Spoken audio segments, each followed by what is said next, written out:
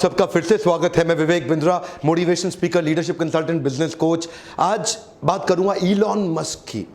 Elon Musk है कौन? Far sighted, futuristic, barrier free thinking रखने वाले एक South African born Canadian American business magnate है। ये इलॉन मस्क जैसे लोग सदी में दो चार ही पैदा होते हैं।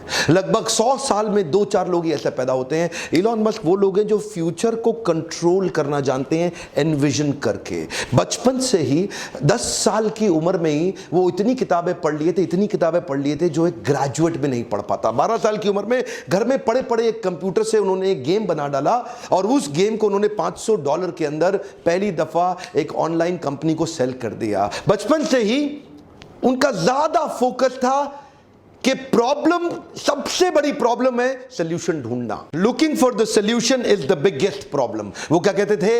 एक ही प्रॉब्लम है कि प्रॉब्लम नहीं है, सॉल्यूशन ढूंढना बड़ी प्रॉब्लम है। तो उनकी कंपनी के अंदर अगर आके कोई ये बोल दे ना कि सर ये हो नहीं सकता, तो वो उसकी कंपनी में उसका आखिरी दिन होता था। वो क्या कहते थे? होगा, जरूर होगा, सोचो कैसे होगा। उनका मानना क्या है? Failure is the option. दुनिया बोलती है failure is not the option. ये मैंने पहले व्यक्ति देखे जिसका मैंने बिजनेस, एक्चुअली मैं थॉट प्रोसेस इलॉन मस्क का जानना चाहता था। आप में से कई लोगों ने कमेंट बॉक्स में लिखा ना कि इलॉन मस्क की केस स्टडी दीजिए। ये एक ऐसे व्यक्ति हैं जो मेरे लिए भी इंस्पिरेशन है। ये वो व्यक्ति हैं जो पृथ्वी के लिए जीवित रहना चाहते हैं। इन्होंने सोलर सिटी बनाई जो कि सस्टेनेबल एनर्जी क्रिएशन पे काम करती है। हाँ, solar city sustainable energy creation पे काम करती है। इन्होंने टेस्ला मोटर बनाई जो सस्टेनेबल एनर्जी कंजम्पशन पे काम करती है कि एनर्जी भी पेट्रोल डीजल का चक्कर ही खत्म हो जाए, पोल्यूशन फ्री हो जाए पृथ्वी। और electric vehicles, driverless cars. Actually paranoid व्यक्ति जो केवल हाई क्लास प्रोडक्ट बनाने पे फोकस किया। शुरू से शुरू करते हैं। आज जो कि ये पृथ्वी पे 21वें सबसे शक्तिशाली व्यक्ति माने जाते हैं, ये सेल्फ टॉट प्रोग्रामर हैं और रॉकेट साइंटिस्ट हैं। इन्होंने रॉकेट साइंस की फॉर्मल एजुकेशन नहीं ली, किताबों को पढ़ पढ़ के इन्होंने पूरे रॉकेट साइंस को समझ लिया। बचपन में किताबी कीड़े थे, किताबें पढ़ पढ़ के इन्होंने बचपन में ही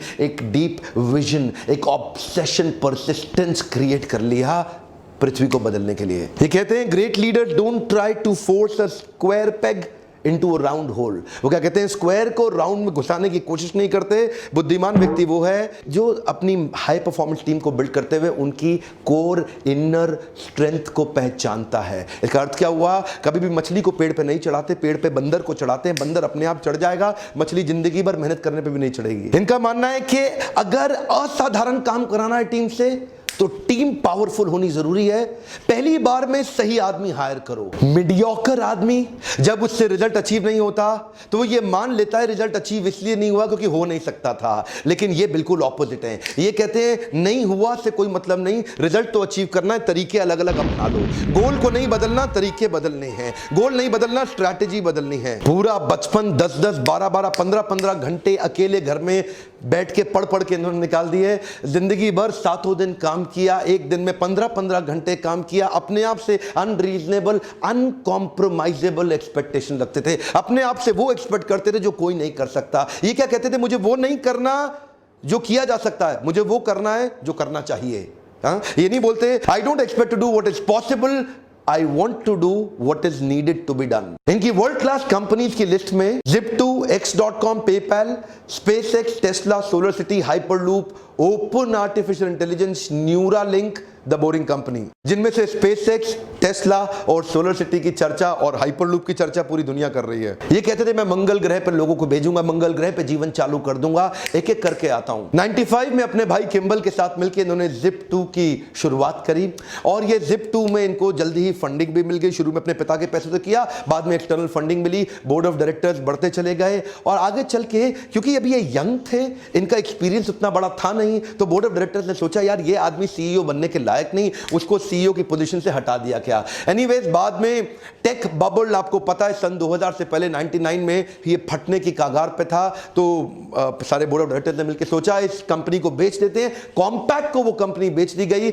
जहां से जो पैसा मिला उसमें इनका 7% इक्विटी था, जिसमें इनको $22 मिलियन तुरंत मिला। और वो $22 मिलियन ये घर में रख करके रईस आदमी की तरह घूम सकते थे। छोटे थे, यंग थे, लेकिन वो पूरे $22 मिलियन एक एक करके उन्होंने आगे इन्वेस्टमेंट शुरू कर दी और तुरंत चालू करी X.com। ये एक ऑनलाइन ट्रांजैक्शन की ऑनलाइन बैंकिंग कंपनी थी, अपने आप में पहली ऐसी कंपनी दुनिया भर में। आगे चल के कन्फिनिटी नाम की एक कंपनी के साथ इसका क्लैश हुआ, लेकिन उसी समय दोनों कंपनी मर्ज हो गई और उसका नाम पड़ गया पेपैल। क्या आप जानते हैं पेपैल? दुनिया भर में आज पेपैल फेमस है। उसको किसने स्टार्ट किया, उसको किसने बड़ा रूप दिया? वो इलॉन मस्क ही थे। उनका जो सीटीओ था ना, चीफ टेक्निकल ऑफिसर, उसके साथ इनकी बहसबाजी हो गई। ये सीईओ थे, वो सीटीओ थे, और बहस ऐसा हुआ कि वो सोच रहे थे कि लाइनेक्स पे रखें इसको कि विंडोज पे लेके जाएं, और उस बहस के चक्कर में सीटीओ ने बाकी बोर्ड को अपने साथ लिया। ये भाई साहब की अभी नई शादी हुई थी इलॉन मस्क की, ये गए हुए थे हनीमून पे, पीछे से उन्होंने इसको बाहर निकाल दिया और सीईओ की पोजीशन से बाहर कर दिया। बहरहाल उस कंपनी से भी बाहर हुए ये, लेकिन तब बाहर होते वक्त इनका शेयर बहुत बड़ा हो चुका था। $165 मिलियन लेके बाहर निकले तो रुके नहीं। अब क्या सोचे? मुझे लगता है कि मंगल ग्रह पे जीवन होना चाहिए। ये सोचे मंगल ग्रह पे पेड़ पौधे उगाऊंगा, उसके बाद लोगों को बसाऊंगा, पूरा जीवन बसाऊंगा। ये रशिया गए। रशिया जाके उन्होंने बोला कि कुछ ऐसे रॉकेट्स का अरेंजमेंट किया जाए कि जिससे मैं मंगल ग्रह जा सकूं। उन्होंने इनको प्रपोजल दिया कि $8 मिलियन लगेगा। अब ये सोचने लगे, यार $8 मिलियन तो बहुत ज्यादा है। ये रशिया में काफी नेगोशिएट करने की कोशिश जब की तो इनके प्रोजेक्ट को रिजेक्ट कर दिया गया। ये वापस आ गए। वापस आके सोचे क्यों ना मैं ये कंपनी खुद ही बना लूं, तो पढ़ने लग गए। अपने आप पढ़ पढ़ के इन्होंने अपने आप उसी समय स्पेसएक्स कंपनी फाउंड करी। जिस प्रकार हेनरी फोर्ड ने commercially viable automobile industry create करी, उससे पहले गाड़ियां बड़ी महंगी बनती थी। हेनरी फोर्ड ने उसको कमर्शियली वायबल बनाने के लिए बड़ा एक असेंबली लाइन बना दिया। बोले जैसे हेनरी फोर्ड ने उसको कमर्शियली वायबल किया, तो मैं स्पेस ट्रैवल को कमर्शियली वायबल क्यों नहीं कर सकता? $8 मिलियन तो बहुत ज्यादा है एक रॉकेट का। तो ये सोचने लगे कुछ ऐसा किया जाए कि रीयूजेबल रॉकेट तैयार किए जाएं। तो रॉकेट साइंस की इनको पढ़ाई इन्होंने फॉर्मली तो नहीं करी थी, लेकिन इससे पता चलता है कि एक आदमी नेट को खोल के या किताबों को खोल के या एनसाइक्लोपीडिया को खोल के किताबों को पढ़ के खुद भी सीख सकता है, और वो इन्होंने किया। प्राइवेट ऑर्गेनाइजेशन स्पेस ट्रैवल को रीडिजाइन कर देगा, इसका किसी को विश्वास नहीं हुआ। कोई नहीं बोला कि मैं इसकी मदद करने, कोई नहीं आया। एक्चुअली मुद्दा यह नहीं था कि रॉकेट को ऑर्बिट में पहुंचाना है। एक्चुअली मुद्दा यह था कि लो कॉस्ट में रॉकेट को ऑर्बिट में पहुंचाना है और उसी रॉकेट को फिर वापस भी लेके आना है, उसको रीयूज करने के लिए।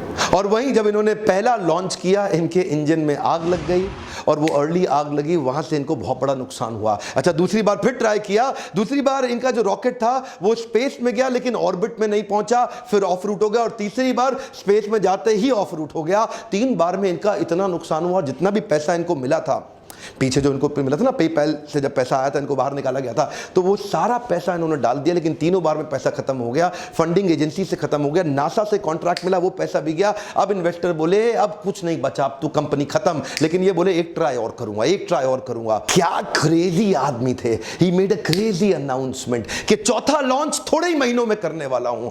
एक्चुअली इस इंडस्ट्री में इतने छोटे छोटे गैप पे कोई लॉन्च नहीं करता, पर ये छोटी उम्र के अंदर ही बहुत बड़े, इनका रिस्क एपेटाइट बहुत बड़ा था, और अपना सब कुछ दांव पे लगाने को तैयार थे। अपना घर मकान बेच के किराए पे शिफ्ट हो गए, सबके कर्जे लेकर के आखिरी बार ट्राई किया, और इस बार न केवल सफल हुए बल्कि $1.5 बिलियन का नासा से एक प्रोजेक्ट भी ले लिया, और नासा ने अब इनको फंड किया, बोला आप हमारे लिए काम करिए। आप जानते हैं हमारा इसरो और नासा ये सरकारी पैसे पे काम करते हैं, लेकिन रीयूजेबल रॉकेट सरकारी पैसे के बिना उन्होंने प्राइवेट दम पे, बिना फॉर्मल पढ़ाई के, अपने आप किताबें खोल के पढ़ पढ़ के खुद ही कर डाला। ऐसा पैरानॉइड विजन, अपने प्रोडक्ट और अपने क्राफ्ट को अचीव करने के पीछे ऑब्सेशन। देखिए, यही मैं आज अपने देश में देना चाहता हूं मैसेज। हमारे देश में भी ऐसे कई लोग खड़े होंगे जो इन वीडियोस को देख रहे हैं। आज ये नासा स्पेस एजेंसी के इक्विपमेंट कार्गो और सैटेलाइट ऑर्बिट तक पहुंचाते हैं और रीयूजेबल प्रोजेक्ट बना दिया। अभी इसके साथ साथ इन्होंने, अभी चल ही रहा था, ये टेस्ला मोटर में भी पैसा डाल दिया। ये टेस्ला मोटर में पैसा इन्वेस्ट किए,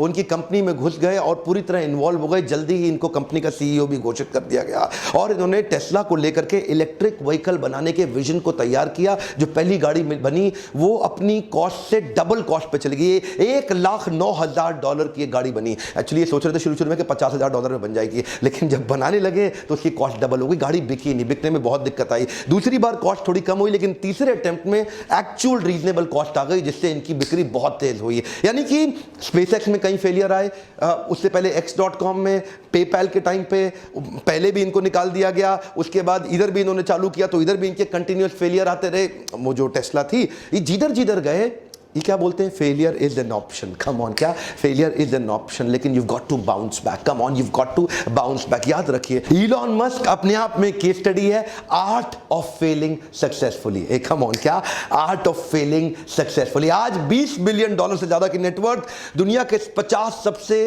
पैसे वाले अरबपतियों में इनका नाम आता है। दुनिया भर में इनका इन्फ्लुएंस इतना बड़ा हो गया, भारत भी आ रहे हैं इलेक्ट्रिक गाड़ियों को लेकर के, उसकी तैयारी हो रही है। हमारे प्रधानमंत्री से इनकी मुलाकात भी हुई, और आप तो जानते भी हैं आज हमारे देश में पेट्रोल डीजल गाड़ियां हटाने की पूरी तैयारी की जा रही है, इलेक्ट्रिक व्हीकल्स लाने के लिए ड्राइवरलेस पावरफुल गाड़ियां बना रहे हैं आज इलॉन मस्क, दुनिया भर में छा गए हैं। Futuristic, future oriented, barrier free thinking, ये जो ढक्कन लगा ना बैरियर, वही सबकी समस्या। आप आज एक बात कहना चाहता हूं, कुछ भी भूल जाना जिंदगी में, ये बाउंस बैक को मत भूलना।